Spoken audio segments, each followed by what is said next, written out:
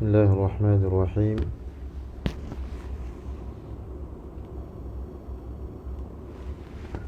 Kita awalkan sikit lah. Alhamdulillahirrabbilalamin. Assalatu wassalamu ala ashrafil anbiya'i wal mursalin, Sayyidina Muhammadin wa ala alihi wa sahbihi ajma'in. Subhanaka la ilma lana illa ma 'allamtana innaka antal alimul hakim. La hawla wa la quwwata illa billahil aliyyil azim.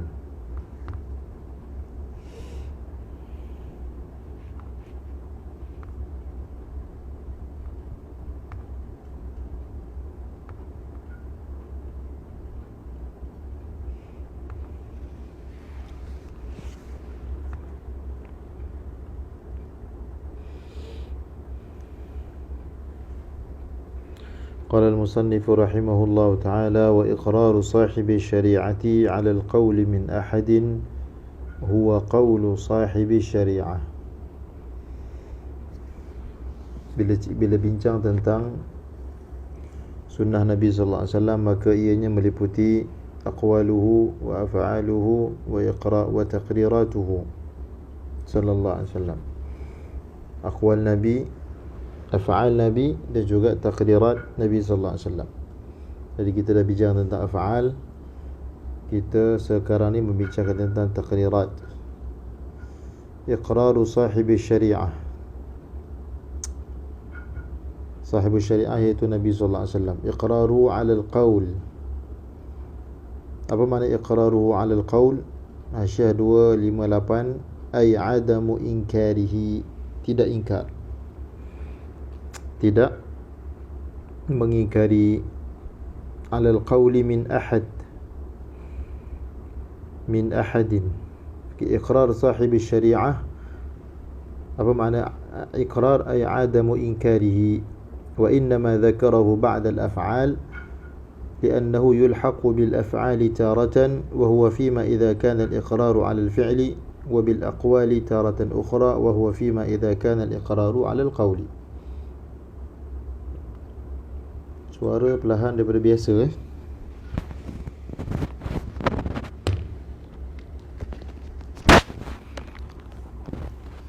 Suara perlahan daripada biasa. Bismillah. Okey, dengar jelas tak? Wa iqraru, kenapa bab iqrar, kenapa perbahasan iqrar ini disebut selepas af'al? Kerana kadang-kadang ianya diilhaqkan dengan af'al, iaitu apabila iqrar itu berlaku ke atas af'al, dan kadang-kadang ianya diilhaqkan, disamakan dengan aqwal, kerana dalam keadaan apabila iqrar itu berlaku di atas qaul. Okey. So iqrar Nabi sallallahu alaihi wasallam 'ala al-qawli min ahadin huwa qawlu sahibi syariah. Huwa qawlu sahibi syariah. Kata Al-Mahalli, ay ka qawlihi, yakni seperti perkataan Nabi. Kenapa Al-Mahalli dia tafsir macam tu, nanti tengok dalam hasyiah. Iqrar Nabi ke atas qaul min ahadin. Ahadin tu siapa? Hasyiah 259, mutlaqan. Okey, mutlaqan. Apa makna mutlaqan? Bila kita baca kitab fiqh ataupun mana-mana kitab, bila kita jumpa perkataan mutlaqan, kita kena tengok apa maksud mutlaqan. Ai kafiran aw la, sama ada dia kafir ataupun bukan kafir. Yughrihi al-inkaru aw la. Yughrihi al-inkaru aw la. Apa makna yughrihi? Aghra, yughrihi, apa makna yughrihi fi'il mudhari', belakangnya ada ha dhamir. Aghra yughri maksudnya memberi semangat. Okey, memberi semangat, mendorong. Jadi yughrihi al-inkar maksudnya keingkaran tu semakin memberikan dia semangat untuk buat lagi. Ada orang semakin dilarang, semakin dia nak buat. Jadi orang yang nak diikrar ini mutlaqan, sama ada kafir ataupun tidak. yughrihi al-inkaru aw la, munafiqan aw la. Sama saja, mutlaqan. Maknanya kalau Nabi ikrar, siapa pun dia, maka apa yang dibuat itu adalah betul. Li'annahu sallallahu alaihi wasallam la yuqirru ahadan 'ala al-batil. Kerana Nabi sallallahu alaihi wasallam tidak mengikrar sesiapa di atas batil. Wa sukutuhu 'ala al-fi'li walau ghayra masrurin bihi yadullu 'ala al-jawaz. Dan diamnya Nabi sallallahu alaihi wasallam atas sesuatu perbuatan, walaupun Nabi dalam keadaan Nabi tidak gembira, menunjukkan perbuatan itu jawaz, jaiz. Hadha huwa al-mu'tamad. Qauluna yughrihi min al-ighra. Ini saya jelaskan perkataan yughrihi daripada ighra, ay yahudduhu. Apa makna yughrihi al-inkar? Ay yahudduhu al-inkar. Wa ma'na yughrihi al-inkar anna hadha al-'asiya yazdadu hirsuhu 'ala ma'siyatihi bisababi hadha al-inkar. Iaitu orang yang buat dosa ni, bila dia menambahkan semangatnya oleh keingkaran ke atas melakukan maksiat. Maknanya dia orang ni jenis kalau dilarang lagi dibuat. Jadi ada kemungkinan Nabi diam itu bukan kerana Nabi setuju, tapi kerana Nabi tak nak dibuat lagi. Ada kemungkinan Nabi tak tegur dia bukan kerana Nabi setuju, tapi kerana tak nak dibuat lagi. Jadi orang macam tu, adakah bermakna orang macam tu kalau Nabi diam terhadap perbuatannya itu juga menunjukkan ke atas jawaz? Ya. Mengikut pendapat yang mu'tamad, ya. Tapi mengikut pendapat yang tidak mu'tamad, dia kata kalau orang yang Nabi diam di atas perbuatannya itu ialah orang yang mimman yughrihil inkar, fasukutuhu la yadullu 'alal jawaz. Kalau orang tu jenis orang yang kalau semakin diingkar semakin dia nak buat, maka diamnya Nabi ke atas perbuatan orang itu tidak menunjukkan ke atas jawaz. Jadi jelas diamnya Nabi ke atas perbuatan sesiapa pun, perkataan sesiapa pun, sama ada dia kafiran aw la, yughrihil inkar aw la, munafiqan aw la, semuanya yadullu 'alal jawaz. Sebab tu wa min thamma ikhtara ba'duhum suqut wujub al-inkari 'anil nabi sallallahu alaihi wasallam 'ala man yughrihi dhalik. Oleh kerana alasan inilah, alasan ada orang yang semakin diingkar, semakin ditegur, semakin dibuat. Oleh kerana alasan inilah sebahagian ulama memilih gugur kewajipan ingkar daripada Nabi sallallahu alaihi wasallam ke atas orang yang jenis macam tu. Yani fala yadullu sukutuhu sallallahu alaihi wasallam anhu ala jawazih. Yani maknanya tafriq daripada pendapat ba'duhum tadi, diamnya Nabi terhadap perbuatan orang yang begitu sifatnya tidak menunjukkan ke atas harus perbuatan orang tersebut. Tapi yang muktamadnya tidak. Yang muktamadnya tidak. Diamnya Nabi atas perbuatan sesiapa pun adalah menunjukkan ke atas jawaznya perbuatan orang tersebut.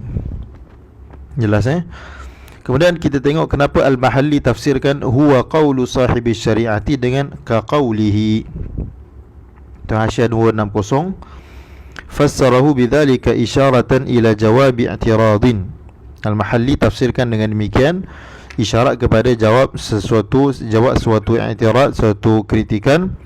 Apa kritikan itu? Hasiluhu anna al-iqrar as-sukutu 'ala al-fi'l.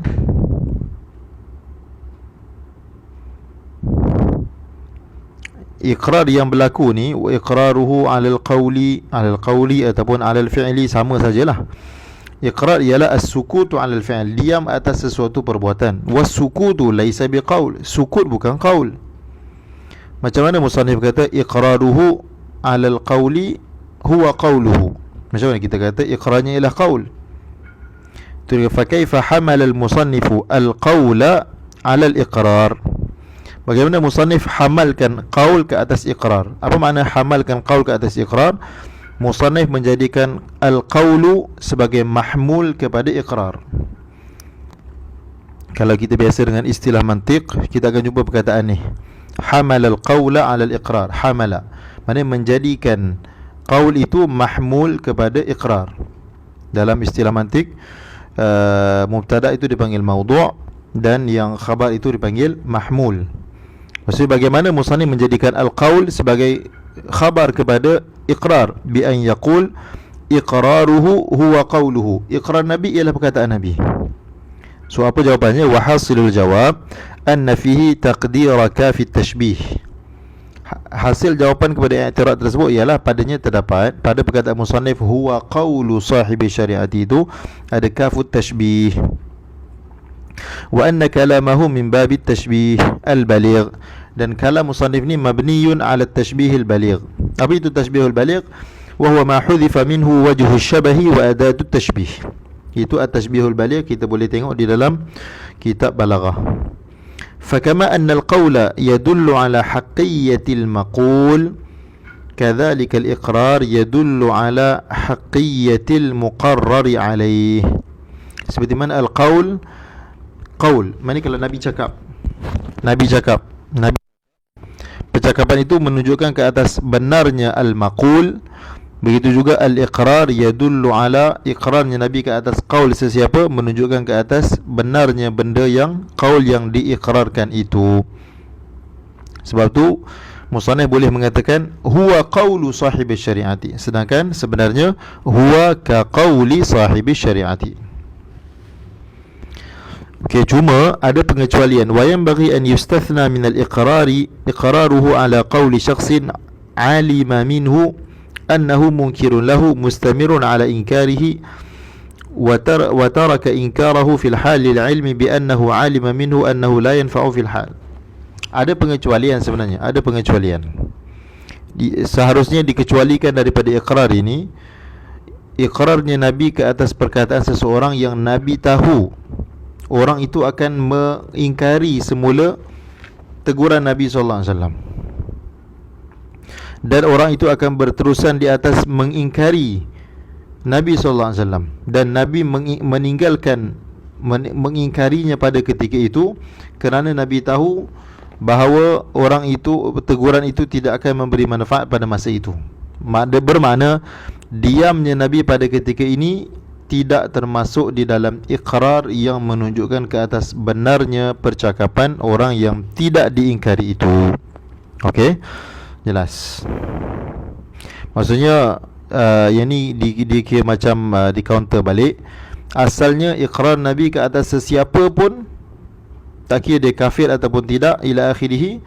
Dia tafsir yang telah disebutkan tadi, diamnya Nabi itu, sukutnya Nabi itu yadullu alal jawaz. Tapi ada satu saja pengecualian, iaitu orang yang Nabi diam, Nabi tak tegur dia kerana Nabi tahu dia pasti akan tolak teguran Nabi dan akan berterusan di atas apa yang dibuat, dan Nabi tidak menegurnya pada ketika itu kerana Nabi tahu bahawa teguran itu tidak akan memberi manfaat pada masa itu. Maka diamnya Nabi pada ketika itu la yadullu ala jawaz. Ini yang dikecualikan. Baik, musannif hanya sebut tentang iqraru sahibi syariati ala al-qaul. Musannif tak sebut iqraruhu ala al-fi'l. Yang sebut fi'il ni al-mahalli yang sebut, wa iqraruhu ala al-fi'li min ahadin ka fi'lihi. Iqrarnya Nabi ke atas perbuatan sesiapa sama seperti hukum perbuatan Nabi sendiri. Maksudnya kalau Nabi buat tidak haram, tidak makruh. Sebab apa? Li'annahu ma'sumun an yuqirra ahadan ala munkarin. Kerana Nabi SAW terpelihara maksum daripada mengikrar sesiapa ke atas perkara yang mungkar. مثال ذلك إقراره صلى الله عليه وسلم أبا بكر رضي الله عنه على قوله بإعطاء سلب القتيل لقاتله، وإقراره صلى الله عليه وسلم خالد بن الوليد رضي الله عنه على أكل الضب متفق عليهما. Okay, misal dibawa sini dua-dua, syarih bawa dua-dua misal iqrar ke atas qaul dan iqrar ke atas fi'il. Kita tengok di dalam syarah dulu sebelum kita pergi pada hasyiah. Nabi SAW iqrar Abu Bakar ke atas perkataannya dengan memberikan salab. Apakah itu salab? Kita baca dalam fiqh, salab ialah harta yang berada pada badan musuh yang telah dibunuh. Dia punya baju dia, dia punya pedang dia, dia punya apa harta yang ada pada badan dia, itu dipanggil salab. Okey. Di atas perkataan Abu Bakar dengan memberikan salabul qatil, salab orang yang musuh yang dibunuh kepada orang yang membunuhnya. Itu contoh iqrar ke atas qaul. Dan iqrar Nabi sallallahu alaihi wasallam ke atas Khalid bin Al-Walid pada perbuatan beliau memakan dhab. Okey. So kita tengok dalam hasyiah 261. Hasilul qissah anna Abu Qatadah qatala musyrikan. Kesimpulan kisah dia, Abu Qatadah radhiyallahu anhu, satu orang sahabat Nabi, bunuh satu orang musyrik dalam wa akhadha rajulun salaba dhalikal qatil. Tapi ada satu orang lelaki lain, sahabat lain, ambil salab orang yang terbunuh tadi, musuh tadi. Dia yang ambil. Abu Qatadah bunuh dia, tapi orang lain yang ambil. Jadi ringkas cerita, lepas habis peperangan, mula-mula sekali yang akan diagihkan ialah salab. Jadi bila Nabi SAW tanya siapa yang bunuh orang ni, maka Abu Qatadah pun bangun. Dia beritahu, saya bunuh. Dan Nabi tanya siapa saksi. Tu dekat sini potong ni. Falamma syahida syahidun li Abi Qatadah annahu qatilu dhalikal musyrik. Apabila telah menyaksikan oleh seorang saksi bahawa bagi Abu Qatadah bahawa dia adalah pembunuh bagi musyrik tersebut, talabal akhidhu Rasulullah sallallahu alaihi wasallam an yastardiya Abu Qatadah anhu. Maka lelaki yang mengambil salab tadi telah meminta kepada Rasulullah untuk meredakan Abu Qatadah bagi pihaknya. Dia kata, ya Rasulullah, tolonglah minta halal bagi kepada dia. Cakap dia, biar bagi aku je lah, ambil. Faqama Abu Bakrin As-Siddiq wa qala la hallahi idhan la ya'midu ila asadin min usudillah yuqatilu 'anillahi wa 'an rasulihi fayu'tika salabahu. Memang baris tu saya tulis tu kerana memang kalau tak ditulis sukar nak dibaca. Perkataan la hallahi itu kata-kata sumpah daripada Abu Bakar Siddiq, tidak demi Allah. Kalau begitu tidak boleh seseorang itu menuju kepada mana-mana pejuang Allah Subhanahu Wa Taala yang telah berperang bagi Allah, bagi pihak Allah dan Rasulnya, lalu dia memberi kepada kamu salabnya. Tak boleh buat macam tu. Siapa yang memberanikan diri membunuh musuh, dialah yang patut dapat, bukan orang lain bunuh kamu yang dapat. Jadi itu kata-kata yang Abu Bakar keluarkan supaya salabul qatil diberikan kepada qatilihi. Faqala Rasulullah sallallahu alaihi wasallam sadaqa. Nabi kata betul, Abu Bakar benar. Fa'atihi iyahu, maka berikanlah salab itu kepadanya. Okey, itu cerita dia. Zahiru kalami syarih, ini saya tulis. Zahiru kalami syarih anna hadzal hukma, zahir kalam syarih ialah bahawa hukum ini, apa hukumnya? Istihqaqal qatili salab al-maqtul. Berhaknya qatil akan salab al-maqtul, thabata biqauli Abi Bakr. Hukum itu sabit dengan perkataan Abu Bakar. Yalah, sekarang ni kita nak buat contoh sesuatu hukum yang ianya diucapkan oleh selain Nabi di hadapan Nabi, lalu Nabi akui. Dan dengan sebab pengakuan Nabi sallallahu alaihi wasallam, perkataan orang itu sama seperti perkataan Nabi sendiri. Begitulah kalau ikutkan kaedahnya, begitulah. ظاهر كلام الشارع أن هذا الحكم أي استحقاق القاتل سلب المقتول ثبت بقول أبي بكر الذي قاله بحضرة النبي صلى الله عليه وسلم وأقره عليه.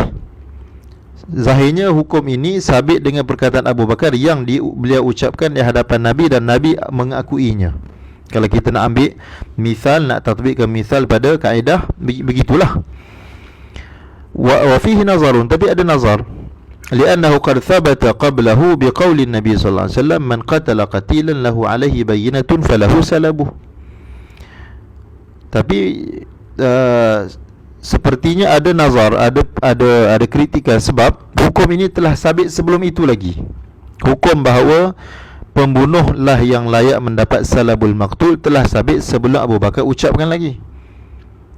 Dengan sabdaan Nabi, benda tu sabit dengan sabdaan Nabi sendiri, siapa yang bunuh seseorang, lahu alaihi bayyinatun, dia ada bukti bahawa dibunuh orang tu, falahu salabuhu, dia berhak mendapat salab orang tersebut.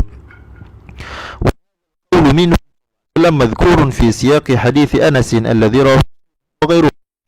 Dan perkataan ini, perkataan Nabi SAW ini disebutkan dalam siyak hadis Anas yang diriwayatkan oleh Muslim dan lain-lain. Okey. So isu iqrar itu jadi ke tak jadi, seperti mana kita dah bincangkan banyak kali sebelum ni, bahawa masalah mithal tidak menjejaskan hukum. Okey, hukum yang kita belajar, yang kita baca pada malam ni, iqrar Nabi ke atas qaul seumpama qaul Nabi sendiri, iqrar Nabi ke atas fi'il seumpama fi'il Nabi sendiri. Cuma misal ini, misal yang dibincangkan adalah misal, adakah hukum istihqaqu al-qatil salab al-maqtul itu sabit dengan kata-kata Abu Bakar yang diikrar oleh Nabi, ataupun memang benda itu telah sabit sebelumnya. Okey, tetapi mani amin thubuti hukmin bi akthara min dalil, tapi tak ada masalah sabit satu hukum dengan lebih daripada satu dalil. Ni satu hukum sabit dengan 2 dalil, 3 dalil, 4 dalil, tu benda tu biasa. Wa salabul qatil huwa thiyabuhu wa farasuhu wa silahuhu wa ghairu dhalika mimma buyyina fil furu'.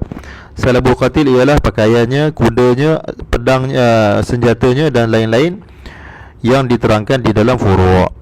Okey, contoh satu lagi, Khalid bin Al hasilul qissah Hasyiah 262, hasilul qissah anna Rasulullah sallallahu alaihi wasallam utiya bi dhabbin mahnudh فأهوى إليه بيده فلما أخبر صلى الله عليه وسلم أنه الضب رفع يده فقال خالد بن الوليد أحرام هو يا رسول الله؟ قال لا ولكنه لم يكن بأرض قومي فآجدوني أعافه.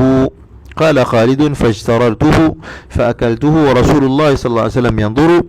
قال في التحفة وذلك أي حل أكل الضب لأنه صلى الله عليه وسلم أقر آكليه بحضرته ثم بين حله.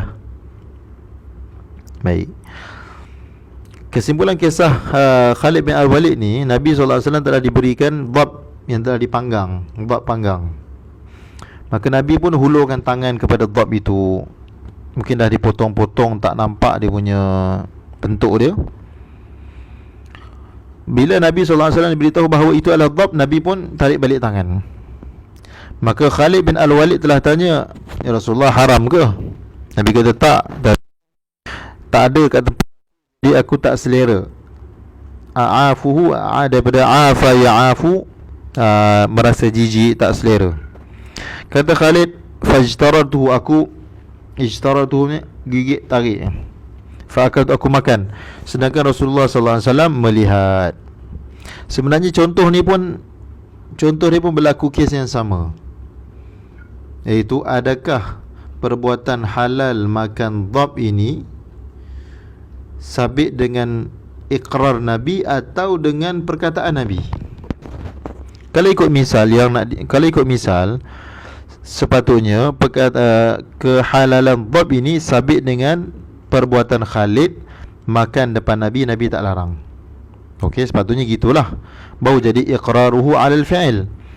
Tapi kita tengok dia punya riwayat dia, Khalid tanya, aharamun hu, haram ke? Nabi kata tak. So bila Nabi kata tak, bermakna kehalalannya sabit dengan perkataan Nabi. Tapi saya tak timbulkanlah isu tu. Saya terus bawa kata-kata Ibnu Hajar dalam Tuhfah. Kata Ibnu Hajar, wa dhalika, yang demikian itu iaitu kehalalan makan dhab, li'annahu sallallahu alaihi wasallam, kerana Nabi sallallahu alaihi wasallam telah mengikrar, membiarkan orang yang memakannya di hadapannya. Kemudian mungkin siyak hadis tu dia ada takdim dan takhir, mungkin kena check lah. Kerana Nabi SAW mengikrar orang yang memakannya di hadapan baginda, kemudian Nabi kemudian baru Nabi jelaskan kehalalannya. Okey, baik, ada sikit lagi. Wa ma fa'ila fi waqtihi fi ghairi majlisihi wa 'alima bihi wa lam yunkiruhu fa hukmuhu hukmu ma fa'ila fi majlisihi. Apa yang dilakukan fi waqtihi, maksudnya semasa hayat Nabi. Fi waqti ay fi zamani hayatihi sallallahu alaihi wasallam, di semasa hidup Nabi. fi ghairi majlisihi. Apa makna fi ghairi majlisihi? Ai bihaitsu la yushahidu, Nabi tak tengok. Wa alima bihi, tapi Nabi tahu. Itu satu poin yang sangat yang perlu dijagalah. Nabi tahu.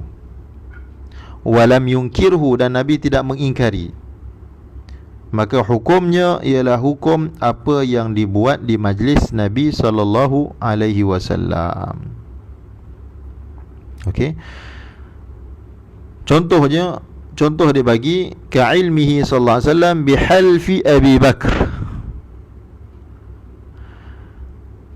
radhiyallahu anhu annahu la yakulu at-ta'am fi waqti ghayzihi thumma akala lamma ra'a al-akla khairan lahu kama yu'khadhu min hadith Muslim fi al-at'imah.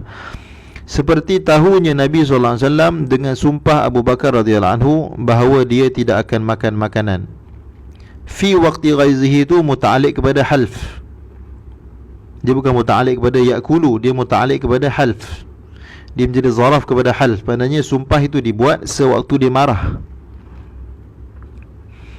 Kemudian dia makan, tak kala dia berpendapat bahawa makan itu lebih baik baginya, seperti mana yang difahami diambil daripada hadis Muslim dalam bab at'imah. Apa kisah dia ni?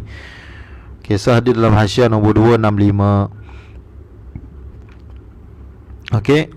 Khulasatul qissah annahu istadhafa 'adadan min al-wafd ila baytihi wa amara ibnahu Abdurrahman bitaqdim at-ta'am ilayhim lakinnahum abaw an ya'kulu illa ma'a sahib al-bayt wa ta'akhkhara Abu Bakr anhum fantazaru falamma raja'a wajada annahum lam yatadhawwaqu min ta'amihim qat فغضب وحلف على ألا يأكل وحلفوا أيضا على عدم الأكل ثم تراجع ووجد أن الأكل خير له فأكل. Khulasahnya ialah beliau telah menjemput beberapa orang daripada rombongan datang daripada jauh ke rumahnya. Okey. Kalau kita tengok dalam sejarah kehidupan sahabat, apabila setelah Islam mula tersebar keluar daripada kota Madinah, rombongan datang ke Madinah untuk memeluk Islam dan mempelajari Islam, menjadi wakil. Itu dipanggil al-wafdu, jamaknya ialah wufud. Datang wufud banyak ke Madinah. Jadi mereka ni tak ada tempat tinggal, tak ada satu pengurusan yang khusus untuk mereka. Jadi Nabi SAW telah aturkan sahabat-sahabat akan bawa balik beberapa orang mengikut kemampuan masing-masing untuk menjamu mereka. Lelaki dijamu, wanita dijamu. Lelaki akan menjamu di rumah, kemudian mereka akan tidur di masjid. Wanita mereka akan dijamu di rumah dan mereka akan tidur di rumah. Jadi Abu Bakar radhiyallahu anhu telah menjemput beberapa orang daripada tetamu ke rumahnya dan menyuruh anaknya Abdurrahman untuk menghidangkan makanan kepada mereka. Tapi mereka ni ialah kadang-kadang macam sifat kita juga, nak tunggu tuan rumah. Mereka tak nak makan, mereka bersama tuan rumah. Abu Bakar radhiyallahu anhu lewat balik. Mereka tunggu. Bila dia balik, dia tengok mereka tetamu belum makan lagi. Dia marah, diingatkan Abdurrahman tak hidangkan makanan, tak jemput tetamu makan. Jadi Abdurrahman pun bagi tahu, aku dah suruh makan tapi mereka tak nak makan. Jadi pada masa tu dia marah dan dia sumpah, aku tak nak makan. Jadi bila dia sumpah dia tak nak makan, tetamu pun kata, kami pun sumpah tak nak makan. Kemudian Abu Bakar dia dah tenang balik. Dia rasa lebih baik dia makan, dia pun makan. Jadi Nabi SAW tahu tentang apa yang dia buat dan Nabi tak larang.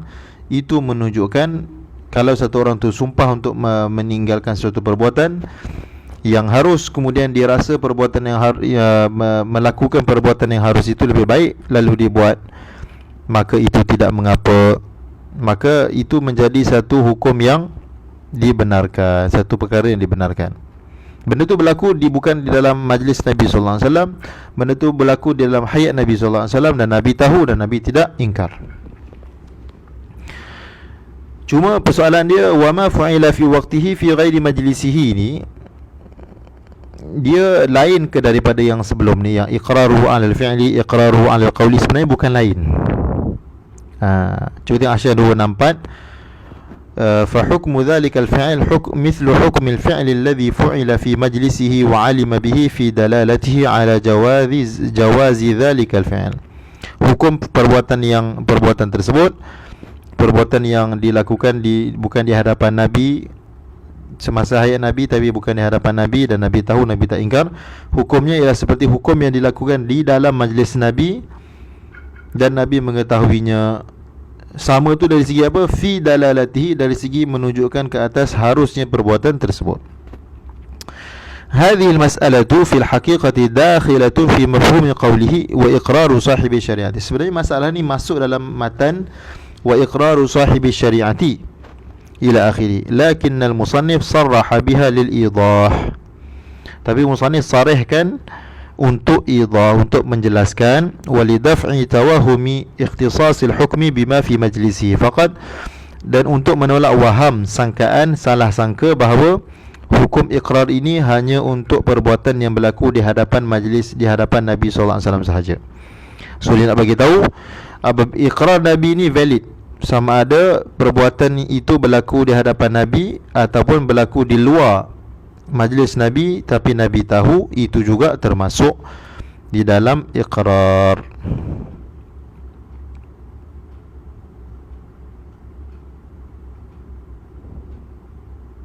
Okey, babun naskhi ni dia, kita besok kita ambil satu malam khas untuk babun naskhi sajalah, insya-Allah. Untuk kali ni kita berhenti setakat sini dulu, insya-Allah taala. Mudah-mudahan Allah Subhanahu Wa Taala beri taufik kepada kita untuk dapat teruskan sehinggalah kita khatam, insya-Allah. Subhanakallahumma wa bihamdika asyhadu an la ilaha illa anta astaghfiruka wa atubu ilaik. Walhamdulillahirabbil alamin.